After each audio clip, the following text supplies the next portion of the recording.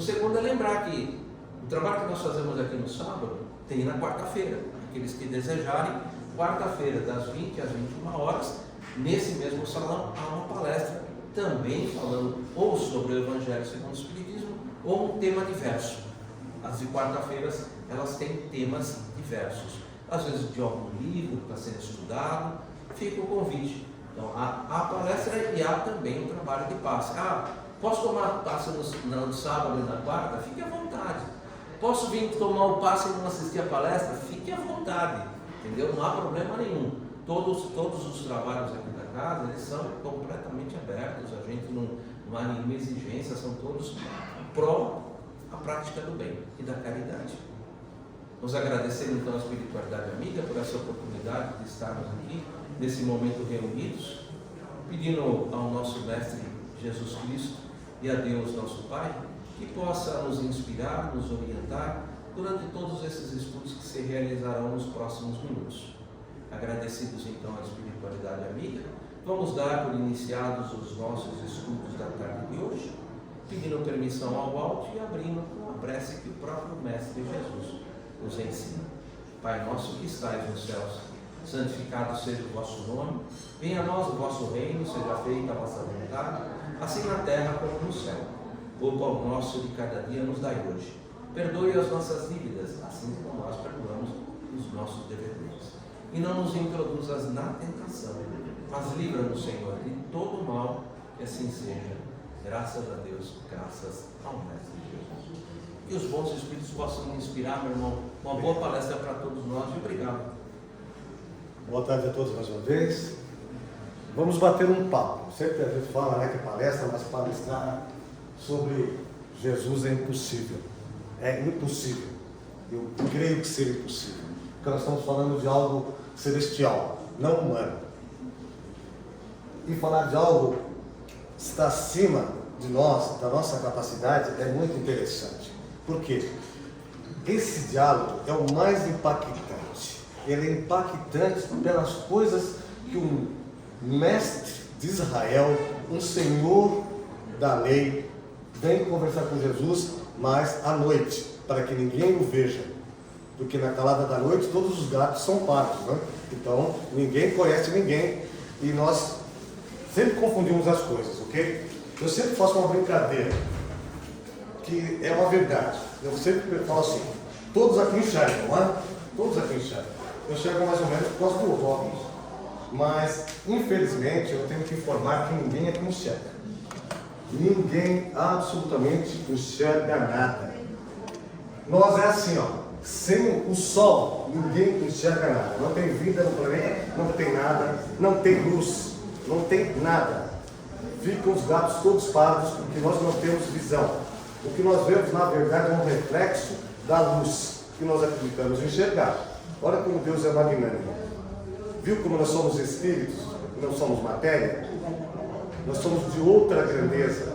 E tudo se funde de uma forma muito interessante. Quando Allan Kardec publica esse livro em 1864, na verdade os espíritos a ele disseram, olha, isso aqui que nós estamos trazendo a você, só daqui a alguns anos você vai publicar. Ele recebeu mensagens em 1860. E as mensagens não saíram só da França. Elas percorreram o oceano. Vieram de todos os lugares que possa se imaginar. O que ele fez? Ele confrontava as ideias para ver se tinha um fundo de verdade. Porque a doutrina, ela é isso. Ela é questionadora. Ela é questionadora. Totalmente questionadora. Então, na introdução do Evangelho, só para a gente ter uma ideia, ele vai trazer assim, ó. Allan Kardec vai trazer assim, e a tradução nos diz o seguinte, que nós podemos dividir isso que nós chamamos de Evangelho em 5 partes, ok? A primeira parte, que hoje está se estudando, descobrindo alguns manuscritos, sobre a vida de Jesus, que pouco se sabe. Tem um documento histórico que é questionadíssimo sobre isso, que é uma carta enviada por Públio Lentulus Cornélius, que conhecemos como Emmanuel, até Roma, a pedido do imperador Tibério, que ele queria saber quem é esse tal de Cristo que fazia maravilhas, porque ele estava precisando de um problema de enfermidade na família. Então, o único documento histórico ficou na posse de um duque chamado Duque de Cesadinho. Só que nós não sabemos o que aconteceu, porque até onde dizem que o cristianismo tomou posse dele. Não sei se é verdade, ok? Eu não posso falar, mas é o que diz a lenda. Então, isso pouco se sabe, a vida do Cristo. Só sabe depois da sua juventude, que eu quero dizer, depois dos 30 anos. Mas tem muitas coisas que acontecem antes, que não estão documentadas, que é justamente na época em que sai para o Egito. O que aconteceu? Só que estamos tendo um confronto, tá? Para a gente ver a grandeza de Jesus. Dizem que há contatos, manuscritos de Jesus até no Tibete. Não sei. São os fatos que a gente estuda e vai descobrindo. Até onde se pode provar, pouco se importa. O que se importa é o seguinte: a vida de Jesus, que pouco se sabe. A segunda são as profecias, a terceira são os milagres. E a quarta parte é essa aqui mesmo, é o Evangelho, que todas as crenças que se dizem cristãs, que nós nos dizemos assim, ó, tenta dominar. Sabe, dominar, tomar como verdade sua. E o que Politi fez quando se torna Allan Kardec? Ele falou: opa, espera. Vamos fazer o seguinte, vamos falar da quinta parte, que pouco se fala. A moral do Cristo. A ação moral do Cristo impacta em todos os setores da sociedade. Se você perguntasse no passado para o dicionário Aurélio, o que é o Evangelho? Lá está várias definições, mas eu guardo duas. Para mim, porque toca a mim, porque nós vivemos isso. Diz, durante o Evangelho, é aquilo que se tem por verdade. O Evangelho é um código de conduta. Pois bem, se eu venho aqui falar e não vivo a verdade, eu não tenho uma conduta, como é que eu vou estar aqui? Compreende? Todo aquele que fala sobre o Evangelho tem que ter uma conduta. E se essa conduta estiver fora do que diz o Cristo, nós estamos perdidos. Esse diálogo é o mais impactante, porque o que eu vou falar aqui é de coisas terrenas. O que ele disse a Nicodemos: eu estou te falando, você é mestre em Jerusalém e não sabe disso, que precisa nascer de novo, que o que é nascido da água é água, o que é nascido do Espírito é Espírito. Mas como que pode o homem nascer novamente, entrar no ventre da mãe? Ele não entendeu, olha, falando de um mestre, ele não entendeu as palavras do Cristo, ele não entendeu. Então eu disse assim: olha, estou te falando de coisas da terra. Cristo em nenhum momento falou das coisas celestiais, porque nós não temos ainda, ou naquela época não se tinha conhecimento suficiente para saber. Então tudo que ele falou são coisas terrenas, coisas que podemos viver e podemos alcançar, ok? Por isso que ele falou que ninguém pode ver o reino de Deus se não nascer de novo. E ele disse mais a Nicodemos, ele disse: só subiu aos céus aquele que desceu dos céus, o Filho do homem que está nos céus. Então, até a chegada do Cristo, ninguém subiu aos céus. Ah, Júlio, é uma fantasia. Lá no livro, que não tem nada a ver com a doutrina espírita, nada a ver com o que nós estamos falando, tem um livro chamado O Médico de Homens e de Almas, que é a vida de Lucano. Nós o conhecemos como São Lucas. A escritora, Taylor Gladwell, ela levou quase 50 anos para editar esse livro. Aliás, para escrever esse livro e ser editado. Ela começou a pesquisa aos 12 anos. Ela viajou o mundo, depois na companhia do marido, para saber a história de São Lucas, porque a história de São Lucas está ligada totalmente ao Cristo, mesmo ele não ter vivido junto do Cristo. Há muita coisa semelhante na passagem. Então veja a grandeza que envolve o Cristo. E quando o Cristo diz isso, que ninguém, então é impossível você alcançar o mundo celestial se você não nascer de novo. E quando a gente fala de nosso lar, ele não é mundo celestial. Qualquer colônia está próxima da Terra. Qualquer colônia está ligada a nós. Tudo que se diz isso está ligado a nós. Então vamos falar de coisas terrenas que nós conhecemos bem. Nós vamos falar sobre isso, os laços de família, que eles são fortalecidos através da reencarnação. E eles são rompidos se realmente nós acreditarmos que é só uma vez. Nós vamos entender o porquê da nossa dificuldade aparente, que nós chamamos de dificuldade, mas são oportunidades de vivermos em família. Porque nós gostamos de discriminar entre nós mesmos. Porque a batalha maior acontece dentro do lar. O maior conflito é dentro do lar. Justamente por muitas vezes alguém falar assim: eu não pedi para nascer nessa família. Ah, você é uma ovelha negra. Sabe essas divergências que nós criamos? Porque é dentro da família que você vai encontrar tudo. Porque a família ela é fundada, nos seus princípios, no exército. A formação da família, como nós conhecemos, ela vem do exército mesmo. Porque o pai é o general, a mãe é o coronel, o filho mais velho é o sargento, o segundo é o cabo, o terceiro é o recruta, e assim vai por diante.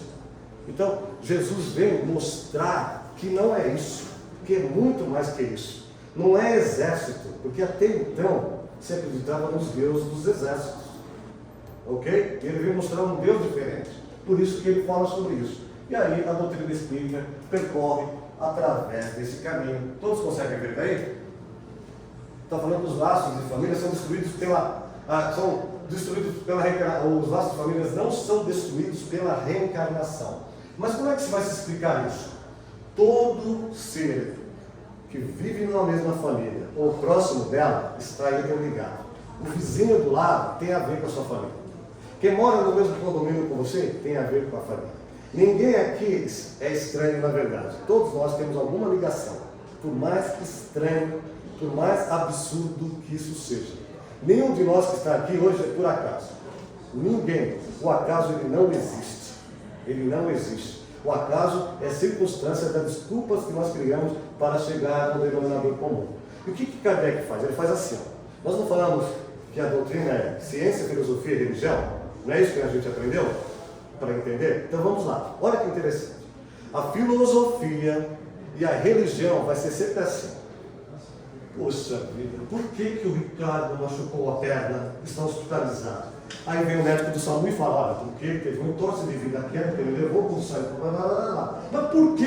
Então, como eu estou falando, é assim que acontece. A ciência vem mostrar o seguinte: como acontecem os fatos.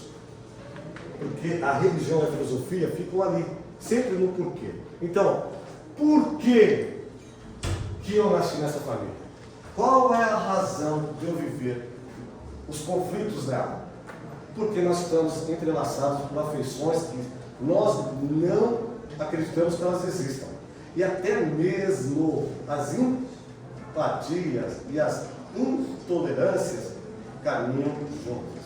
Nada é obra do acaso. Você não olha às vezes para uma pessoa e fala: não fico com a cara dessa pessoa. Eu não gosto da pessoa. Sogra não é parente. Quem dera não fosse mesmo, né, para alguns. Porque, querido, tem uma ligação muito forte. Sua sogra pode ter sido sua mãe.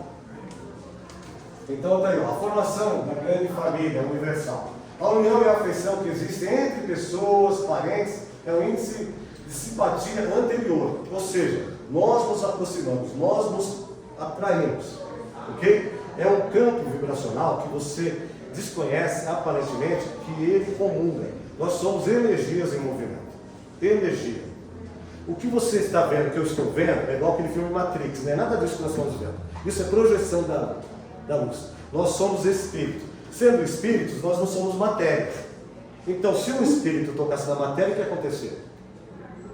Imagina o que iria acontecer?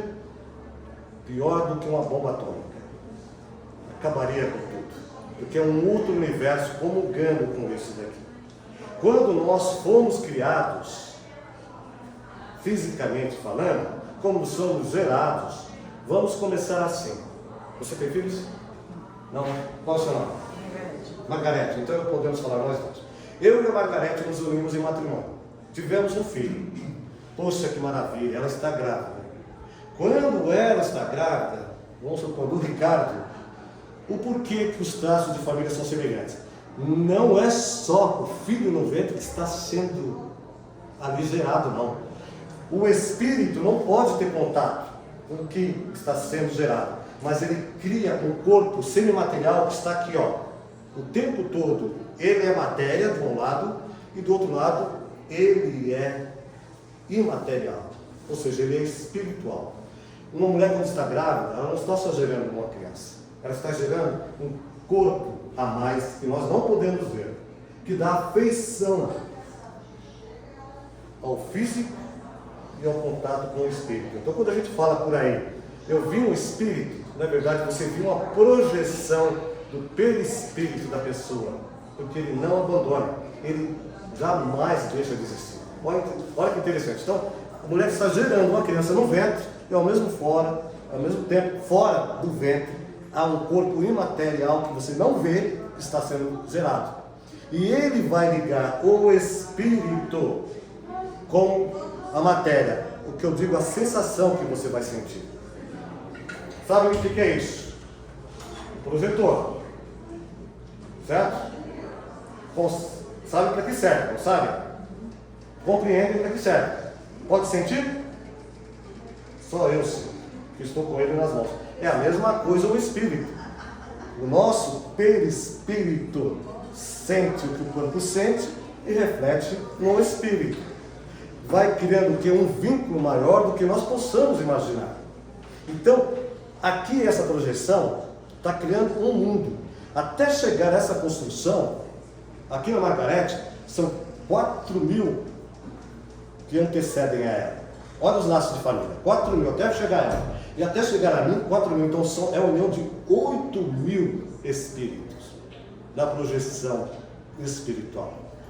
Por isso que não é obra do acaso. Até chegar aqui, há todo esse intervalo de tempo que nós desconhecemos para que exista nós. Por isso que isso tudo é intercâmbio. E por que Deus permite que nas famílias ocorra essa reencarnação e os problemas? Porque, como está dizendo aqui, ó, as antipatias desaparecem. Nós vamos purificando a nós mesmos. E para isso, temos que voltar. Primeiro, porque Deus não deu o sol para uns e para o outro não. A gente não fala, o cara nasceu virado para a lua. Mentira. Ele não é melhor. Nem Cristo foi melhor. Ele é de uma grandeza que ele teve que descer. Até tem uma canção católica que fala isso, que ele desce e chega até nós, porque nós não podemos subir. E aí ele diz isso a Nicodemos, e Nicodemos não entendeu. O Filho do Homem que desceu do céu. E ele diz mais aos fariseus: vós sois da terra, eu não sou desse mundo. Vós sois de baixo, eu sou de cima. Como você é de cima? Você é filho de Maria, de José? Que é uma outra divergência que outro dia eu vou trazer, que tem uma prova científica que realmente não foi o homem quem engravidou Maria. Mas é uma discussão tão grande que vou trazer uma polêmica que vai dar o que falar. Mas eu prometo, claro. Então vamos lá, ó. Limites da encarnação. Ó, acompanha a purificação, como eu falei antes, ó, corpo e perispírito, ok? Então vamos lá, ó. O corpo fica menos compacto quando você vai se purificando, certo? Então você vai se transformando, cada vez você vai ficar o quê? Mais transparente. Quando eu vou evoluindo moralmente, eu vou me regenerando. A gente não vive falando que o mundo é de prova e expiação? Quando se fala mundo, é todo mundo, não é? Mas quem disse que você vive totalmente em prova e expiação? Quando você vai se regenerando, você vai se libertando de você vai saindo desse vácuo de tempo e espaço. É você que sai. Agora, se você esperar que o mundo saia, nós estamos perdidos. Eu sempre falo assim, Jesus já veio trazendo a regeneração. Nós somos melhores. Ele veio para regenerar. Ele não veio para começar. Ele já chegou numa época que nós estávamos mais ou menos tendo algum entendimento. Então, esse processo aqui, ele é individual, ele não é coletivo, é nosso. Então, por que se torna menos pesado? Nós vamos falar da ação do ar sobre nós, né? Eu sempre venho aqui e faço a brincadeira assim, né? Se você está sentado aqui, você não consegue. Se você evolui, você consegue. Nós estamos aí encostados na caixinha. A pressão, tudo acaba conosco, certo? Mais de 15 toneladas. Mas quando você vai evoluindo, você sai do lugar comum. Ou seja, você sai do egoísmo, do orgulho e da vaidade. E o dinheiro? A gente precisa, caramba. Que isso? Mas você ter dinheiro, você não precisa ser orgulhoso, egoísta e vaidoso. Você tem que saber quem é dono de quem. Você tem que saber manipular o que está na sua mão. Como farmacêutico, mas com as fórmulas. Você tem que saber manipular o que você vive. Porque a prova da riqueza dizem que é mais difícil do que da pobreza. Mas às vezes a gente vê pessoas na situação de pobreza que sim, tem mais orgulho do que quem tem dinheiro. Qual é a circunstância? É justamente essa do espírito. Então quando ele diz aqui, ó, que vai tornar o diâfano quase fluídico, quer dizer que você vai ficando quase invisível. Mas isso não é desse mundo ainda, né? Então, isso você vai atingir uma depuração. E quando ela se completa, você se torna espírito puro. Mas peraí, eu me tornei espírito puro daí. O que acontece? A encarnação, propriamente estão falando, ela tem limite? Dizem que limite não. Não tem um limite traçado para reencarnar. Isso está de acordo com a minha moral. Eu que vou decidir isso. Ah, mas é tão bom viver na Terra. Mas quem disse que não tem outro lugar para viver? E quem disse que para por aí? Você para por aqui se você atingir esse grau aqui. E daí? Será que não continua em outro lugar? Aí, ó, a pergunta que Kardec fez aos espíritos. Aí são os espíritos, eu não tenho nada com isso. Não é nada comigo, são eles falando. E ele perguntou, né? É limitado o número das existências, né? Questão 168. Então, é limitado o número das existências corporais ou o espírito reencarna sem fim? Como se fosse o castigo. O que os espíritos falam? A cada nova existência, o espírito dá um passo para diante na senda do progresso. Então, eu não vou fazer como Michael Jackson, eu não vou ficar indo para trás. O espírito não anda para trás. Vem cá, Ricardo, me ajuda a fazer isso. Bom? E olha como é diferente. Vamos fazer a brincadeira da McLaren, da Mercedes, lembra da brincadeira da McLaren, Mercedes? Então, você é uma McLaren, eu sou uma Mercedes. Nós estamos numa corrida. Então vamos ver quem chega primeiro lá e vê o outro. Vamos embora. O que você está vendo? Você está na frente. O que você está vendo aqui? Bem devagar. Bem devagar, não é? Obrigado. Quando você sai no mesmo ponto que alguém que reencarna, a sua evolução no tempo e espaço vai depender de você. Só que isso todos os dias acontece. Quando você está aqui com alguém, numa disputa, na fração de tempo que ele chega mais aqui, você viveu as 3 fases aqui. O passado, o presente e o futuro. Dentro de um mesmo quadro de massa. Nós não vivemos amanhã, não se tornou passado, agora é o presente. Daqui a pouco à noite não é o futuro. Então a noção que nós temos de tempo e espaço, ela é ilusória. É você que dita o seu tempo e espaço. Às vezes a gente fala, eu não tenho tempo para isso. Ainda não está no tempo de fazer isso. Quando é que é o tempo?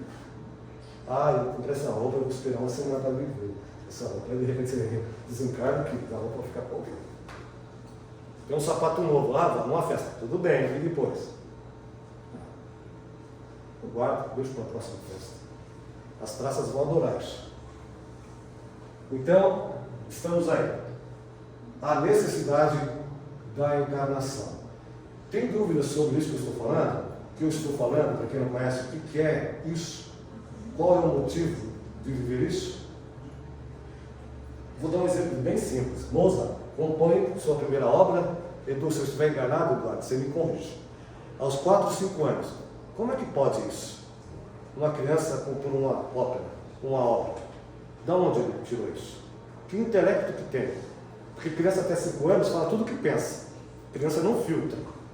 E a maioria das pessoas age como criança. Falam toda a verdade sem se filtrar. E nós não devemos falar toda a verdade, porque algumas pessoas não estão preparadas para ouvir.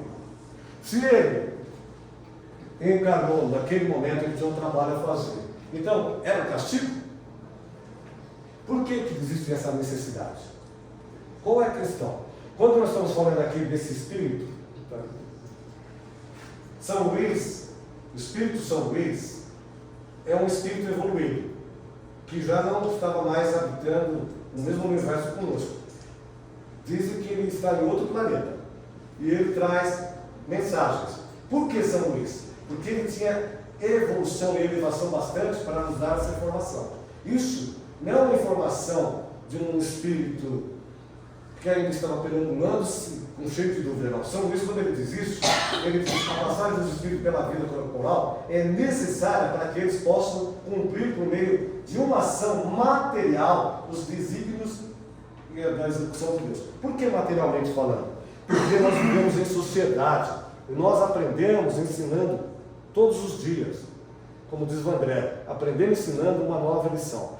Nós só evoluímos reencarnando. Não tem como nós ficarmos só no Tibete, orando, fechados, reclusos. Nós precisamos do confronto, do conflito, como queiram chamar, dessa oportunidade para nós crescermos. Por quê? Já viu quando nós ficamos zangados, a mandíbula fica semelhante à de um tigre? Já perceberam isso? Fica assim, ó. Os nervos ficam à flor da pele mesmo. Você fica parecendo um Hulk. Isso mostra um lado animal. Eu vou falar de um amigo, né, Eduardo Pérez, que ele diz o seguinte: já sentiram dor nessa região aqui? Vamos usar o desenho Dragon Ball. No desenho Dragon Ball, o cara, para se tornar um Saiyajin, um evoluído, ele transforma num macaco. E cria o quê? Uma cauda. Então, aqui é a prova que um dia nós fomos sapiens. Não nós, o corpo. A origem é animal. Nós tivemos cauda sim. O corpo teve, não nós. Nós já evoluímos. Às vezes a gente não fala assim, você está parecendo um animal, você é um cavalo, você é um... Por quê? Porque nós estamos mais próximos nesse estado de agressividade do reino animal, brucutu, prova, expiação, que antecede. Quando um dia o homem, brucutu, pegou a mulher pelos cabelos e arrastou, e ela bateu a cabeça em uma rocha, que era assim, né? Ainda somos os homens, né? O grande pato. Agarram as mulheres com o cabelo, mas mentalmente hoje. Alguns abriram. Quando ela bate na pedra, que olha para trás, ela está sangrando. O primeiro que olhou e viu ela sangrar, com grau já começando consciência, ele sentiu algo diferente. Viu o sangue jorrar e ele percebeu que era um ser humano, que não era uma cobaia, que não era um animal para ele dominar. Então o homem começa a evoluir aí, através da dor aparente. Ele começa a evoluir, ele começa a ter um sentimento. E esse sentimento vai se manipulando através dele, porque todos nós precisamos sair do estado animal. Nós precisamos sair do estado animal. Ah é? Doutor Sérgio, professor, querido professor Sérgio Cortella, ele disse assim, que ele foi para um hotel. Aí ele entrou, tirou a bagagem, que ele vinha fazer uma palestra em São Paulo. Ele é de Curitiba, mas vive em todo lugar. Aí ele falou que ele entrou no hotel, olhou assim, leu o aviso, arrumou a mala e foi embora. Quando ele desceu, professor, o senhor não vai ficar dessa vez aqui? Mas alguma coisa aconteceu? Vocês não recebem animal. Não, gato, cachorro, mas eu também sou animal. Nós somos animais. Então a gente distingue uma coisa da outra, esquece que quando no Oriente a gente aprende os golpes da arte marcial, é o golpe do dragão, do tigre, isso vem da onde? A fúria do dragão, de onde ela vem? Do meu estado animal. Então veja como nós estamos tentando sair da posição de animal para animal mesmo. Nós estamos caminhando, nós não adquirimos isso ainda. Por isso, tantas atrocidades nós fazemos pelo mundo afora. Basta alguém nos tirar do sério que a gente se torna animal. A gente não tem ação, a gente só reage. Se o Ricardo me ofende, eu falo, tenho que reagir. Reagir é ter a mesma atitude. A ação é quando alguém te agride e você não agride. Isso que o Cristo mostra.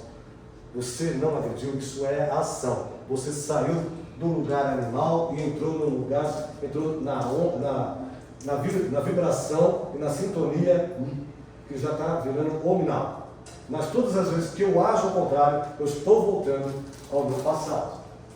Então, os espíritos que desde o princípio seguiram o caminho do bem e têm necessidade de encarnação, todos os seres criados precisam reencarnar. Todos os seres criados encarnam de alguma forma. Cristo não é desse planeta, dessa galáxia. Então ele não é reencarnante, ele não é daqui. Cristo não tinha mentor, guia espiritual, não tinha nada. Como ele mesmo disse, ele desceu do céu. Ele e Deus. A cristandade quer dizer isso, ligar físico e espiritual, numa sintonia só. Não tem banda larga, não tem nada, não precisa 5G, não precisa de nada, nunca cai o sinal. O Wi-Fi é eterno, porque Deus é eterno, vem de Deus, e ele tinha sintonia. Ele tinha sintonia. E em nenhum momento o que ele fez, ele disse que foi ele que fez. Em nenhum momento. Nem quando ele ressuscita, ele fala que ele recebeu o poder vindo de Deus. Veja, não é ele que ressuscita sozinho. Então, olha a sintonia das coisas. E a gente não entende isso. Porque ele não pertence a essa ordem. Como ele mesmo disse, antes que Abraão existisse, ele já era. Poxa, como é que pode falar isso? Ele veio 1500 anos depois de Moisés. E Abraão, todos que antecederam. Isaías, todos mais. Então, ele existe antes da galáxia, antes de qualquer planeta desse sistema solar. Jesus já é. Nós viemos depois. Nós, como ele, somos imortais, porque só Deus é eterno. Uma confusão muito grande. Deus é eterno, nós não sabemos nada a respeito de Deus, só os espíritos puros. Então, Deus é eterno, nós somos criaturas. Então, eu sou imortal, porque eu sou igual uma régua. Eu tenho um ponto de partida aqui, porque diz que antes do zero já vem outro número. Ok? Mas, como eu conheço o zero, então eu nasço aqui e não tenho fim como uma reta. Por isso que a reta é infinita, porque nós temos um ponto de partida, mas não temos um ponto de fim. Então isso é ser imortal. Agora é eterno, aquilo que você não conhece nem o começo, nem o meio e nem o fim. Tá? Então quando alguém falar de uma forma assim, ela é abstrata. Deus é eterno, nós somos imortais. Não tem como ser diferente, senão nós seríamos Deus. Daí São Luís termina assim, né? Ai, meus amigos, se conheceis todos os laços que na vida presente vos ligam às existências anteriores, foi o que eu falei. Tinha uma pessoa no congresso, isso aqui vai mostrar. Às vezes as pessoas fazem isso, porque tem até no YouTube. Duas pessoas, uma de Israel, outra não sei de onde, eu nem vou lembrar. Descobriu através do DNA que uma era prima da outra. Elas nunca se viram nessa vida, nessa existência. E através do DNA, prova que o Cristo está dizendo que nós todos somos irmãos. Todos somos irmãos. Na origem, do que diz o DNA aqui, tem todas as raças aqui. Aí, em todos os lugares. Primeiro que nós somos todos estrangeiros. Né? Alguém aqui é índio, descendente índio? Então não é dessa terra. Nem do Brasil é. E prova através do DNA, e vai chegar a provar futuramente, é algo que não é divulgado, todos temos a mesma origem. Todos. A pigmentação da pele e outras coisas mais são decorrentes de uma necessidade humana. Ok? Os verdadeiros laços de famílias não são, portanto, da consanguinidade, e sim da simpatia. Muitas vezes, duas pessoas que são amigas, elas não se dão mais bem do que dois irmãos. E de onde que nasce isso? Alguém sabe me dizer? Por que às vezes a mãe fala assim, você é amigo do meu filho, mas para mim você é um filho? Às vezes um fala assim, eu gosto mais do seu amigo do que do meu próprio filho. Porque é a oportunidade que aquele teve de estar na família.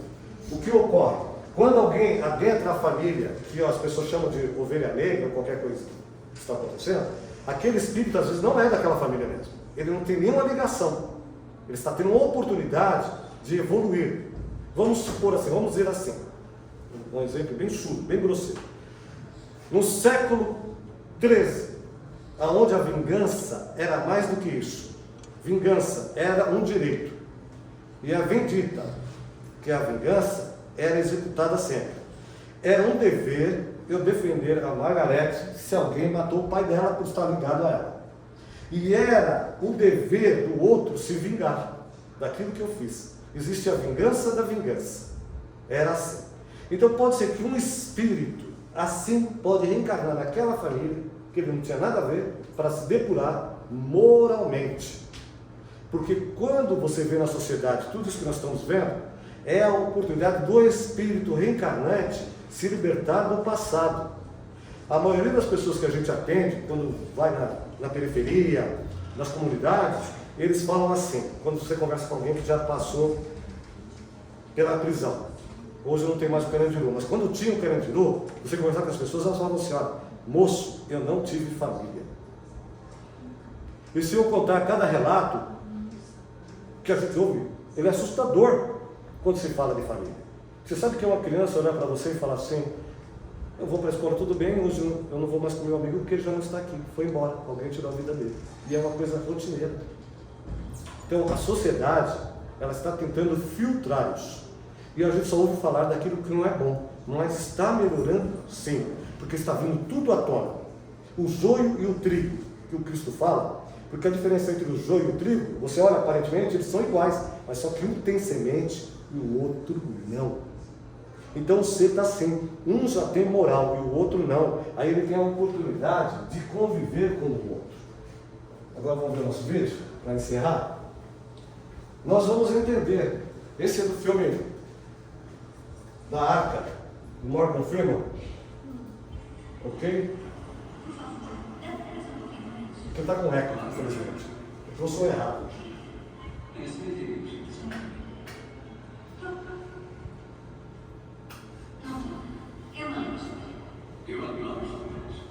Eu mesmo sou um grande corredor de histórias. O nome é João. O que está construindo a... Eu adoro isso. Não é enganado. Olha, muitos não entendem essa história, mesmo que falam da ira e a fúria de Deus. Adoro quando Deus fica assim perto. Então a história da Arca sobre o quê? Eu acho que é uma história de acreditar uns aos outros. Sabe o que sabe mais ou mais? Ficamos juntos. Lá. Assim como é, todos entraram lá. Mas o cara não disse que Deus ainda não tivesse pressa. Como é que eu lembro disso? Olha, essa é uma oportunidade. Deixa eu fazer uma pergunta. Se alguém entrar pedindo paciência, achar que Deus dará paciência, ou Deus dará a oportunidade de ser paciente? Se pedimos coragem, Deus dá coragem, mas dá a oportunidade de sermos corajosos. Se alguém pede que a família seja mais unida, acha que Deus une a família com amor e alegria, ou dá a eles a oportunidade de se amar? Bom, eu vou. Muita gente vai sair. Aproveite. Tudo é uma oportunidade. Esse é o filme 2, né? Todo-Poderoso 2. Tudo na vida é oportunidade. Por mais absurdo que possa parecer, tudo é oportunidade. Agora, a forma como a gente lida com isso.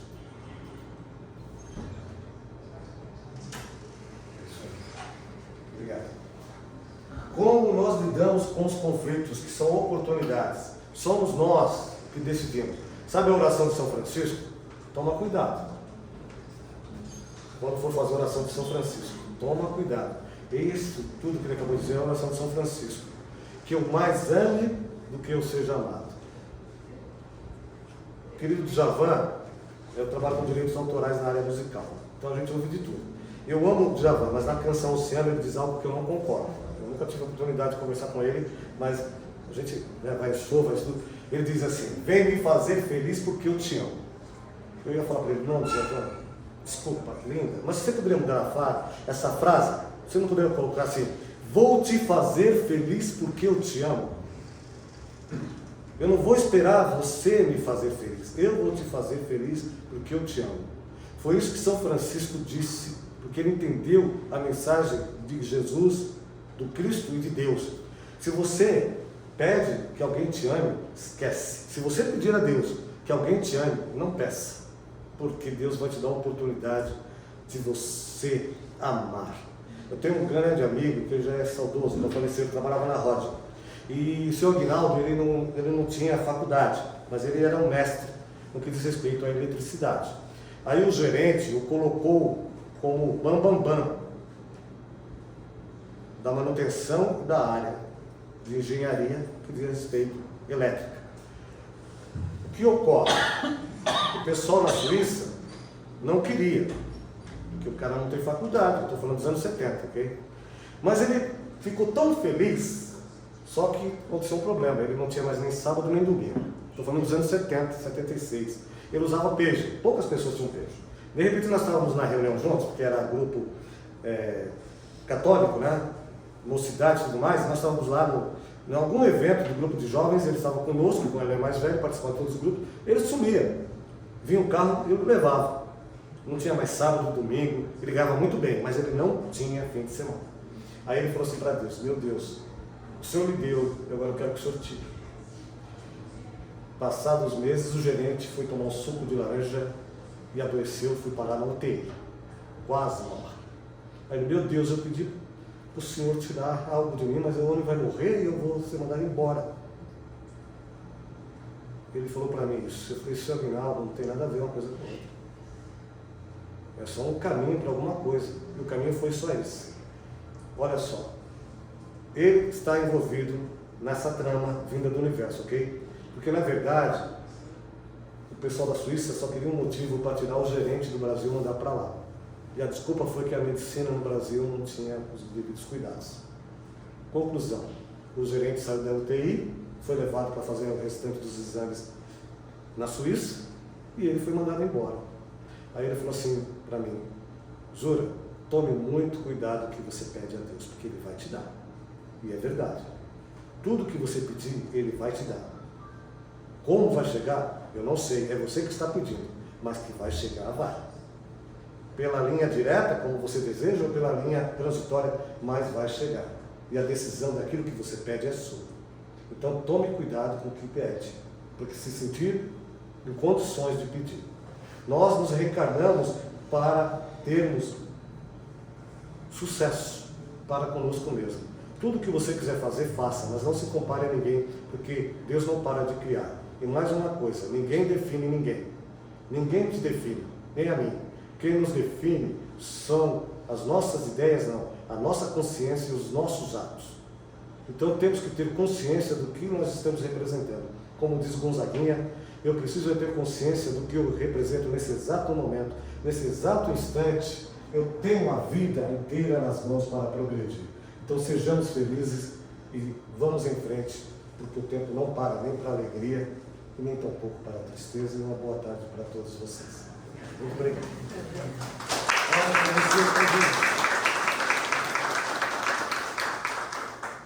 A gente agradece, muito obrigado pela oportunidade, gente. Muito bom, né, a gente ter essa oportunidade de ter aqui um local para a gente conversar um pouco sobre as máximas de Jesus, sobre os seus ensinos, as chaves que, como eu disse, são tão importantes, né, para a gente poder conhecer e aplicar o Evangelho nas nossas vidas.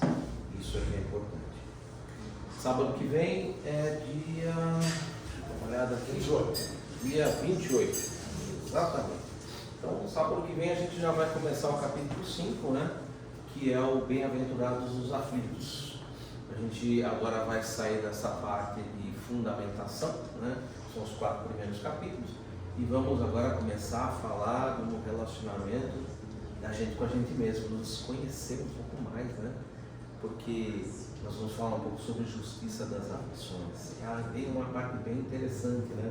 A gente vai começar a falar um pouco sobre aquela ideia que a gente sempre fala, né? Que o plantio é livre e a colheita é obrigatória, né? E está diretamente ligada que Deus é soberanamente justo e bom.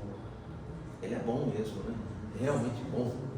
Não tem, tanto que Jesus nem sequer se comparou, ele falou: bom é Deus, né? Bom é Deus. Exato, porque Ele é bom, nós temos o livre-arbítrio, nós podemos semear tudo aquilo que nós quisermos, por isso Ele é bom, porém Ele é justo.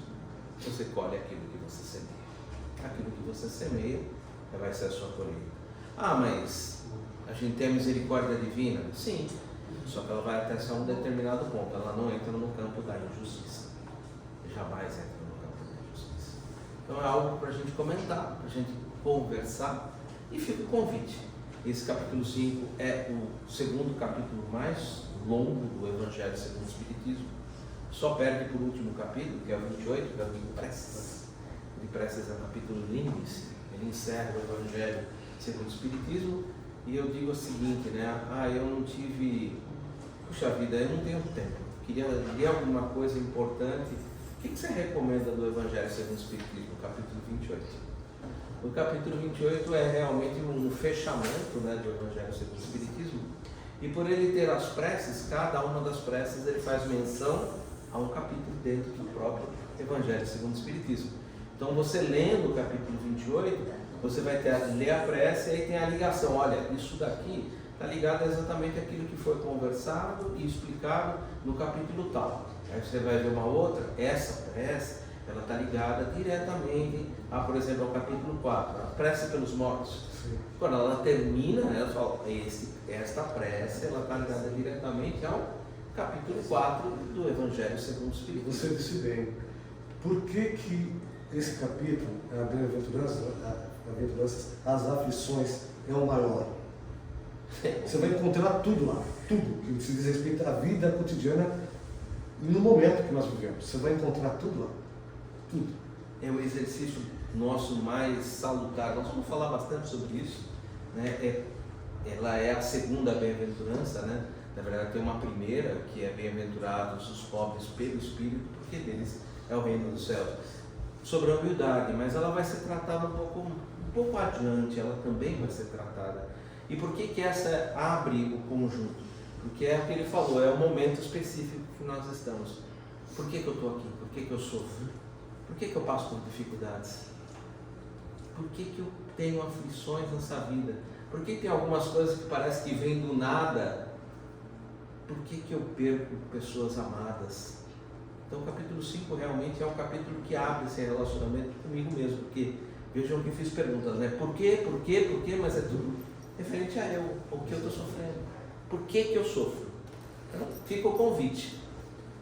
Vamos agradecer, né, a espiritualidade amiga, aos benfeitores espirituais, essa oportunidade que a gente teve aqui nesse salão, nesse momento, de abrir um pouco mais o nosso pensamento e de oferecer oportunidade daquele irmão que está ao lado de cada um de nós. Cada um de nós tem um anjo guardião, colocado por Deus ao nosso lado. Além de nós estarmos tutelados diretamente por Jesus, que é o nosso modelo guia, ele mesmo disse que nós somos os seus rebeldes tutelados, nós temos, cada um de nós, um anjo guardião, que é colocado ao nosso lado. Ele é como se fosse um grande tutor. Ele pode nos inspirar, ele pode nos intuir, ele jamais vai nos influenciar. A influência é sempre dada por obsessores, porque nós temos o livre arbítrio. Porém, ele pode nos inspirar e ele pode nos intuir. Obviamente, se ele pode nos inspirar e nos intuir, nós precisamos abrir um espaço na nossa mente para que ele possa encontrar essa maneira de se comunicar conosco mentalmente. E é nesse local, nesses poucos minutos que nós estamos aqui, em que nós vamos deixar as coisas do dia a dia do lado de fora, as nossas vicissitudes, as nossas aflições, os nossos problemas, e abrir um pouco o nosso pensamento, a fim de que ele possa nos inspirar, possa nos intuir, possa trazer para nós um refrigério para as nossas almas. E agradecidos então à espiritualidade que proporciona esse ambiente seguro e equilibrado para que a gente possa abrir os nossos pensamentos para Deus, para Jesus e para esse irmão colocado aí ao nosso lado para nos inspirar e nos intuir, é que nós vamos encerrar os nossos trabalhos de hoje com a prece de Maria. Ave Maria, cheia de graça, o Senhor é convosco, bendita sois vós entre as mulheres, bendito é o fruto do vosso ventre, Jesus. Santa Maria, Mãe de Jesus, rogai por nós, pecadores, agora e na hora de nossa morte. Que assim seja. Graças a Deus, graças a Jesus. Um bom retorno aos nossos lares, muita paz, muito amor e um bom domingo. Obrigado, senhor. Muito obrigado. Uma boa tarde. Obrigado. Obrigado.